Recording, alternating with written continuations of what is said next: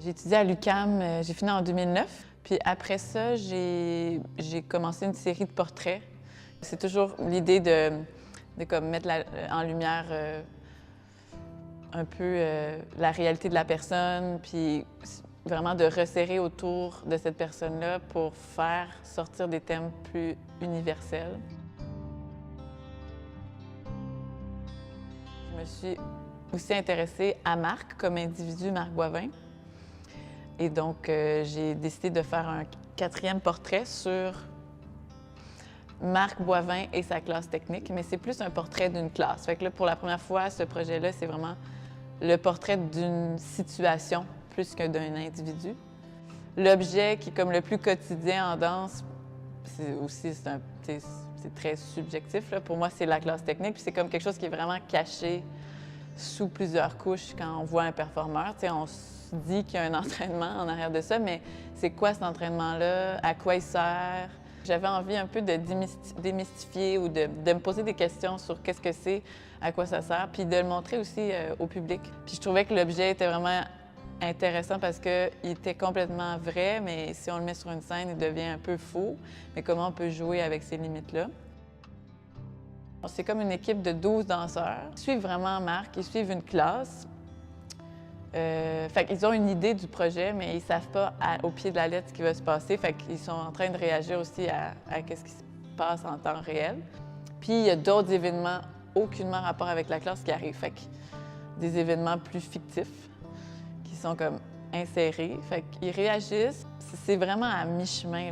C'est pas vraiment vrai, c'est pas vraiment faux. Même eux, quand ils font quelque chose de vrai, ils savent plus. Même Marc, il dit, bien là, ça, c'est comme vrai, mais en même temps, c'est toi qui me l'as demandé. Fait que là, on sait plus d'où ça vient. Puis c'est pour ça que c'est intéressant à regarder, parce que l'objet est comme twisté ou changé d'angle.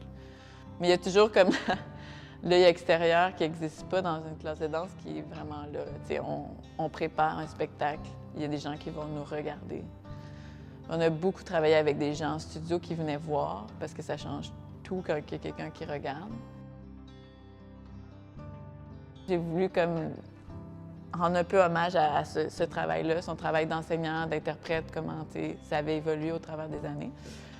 Ça fait 1 an peut-être qu'on a travaillé comme ici et là en studio, puis là, ici, à CircuS, on est vraiment arrivé à quelque chose de... on a comme un cerveau qui est plus commun, puis on est capable de... on fait vraiment confiance un à l'autre. Tout ça pour dire que la résidence me permet après avoir comme exploré beaucoup puis ouvert beaucoup de portes, de resserrer puis de faire des choix plus clairs sur comment je veux que ça soit reçu du public puis qu'est-ce que j'ai à dire par rapport à cette classe-là. Puis avec Marc, donc vraiment dans l'intimité de son travail d'enseignant puis son processus à lui.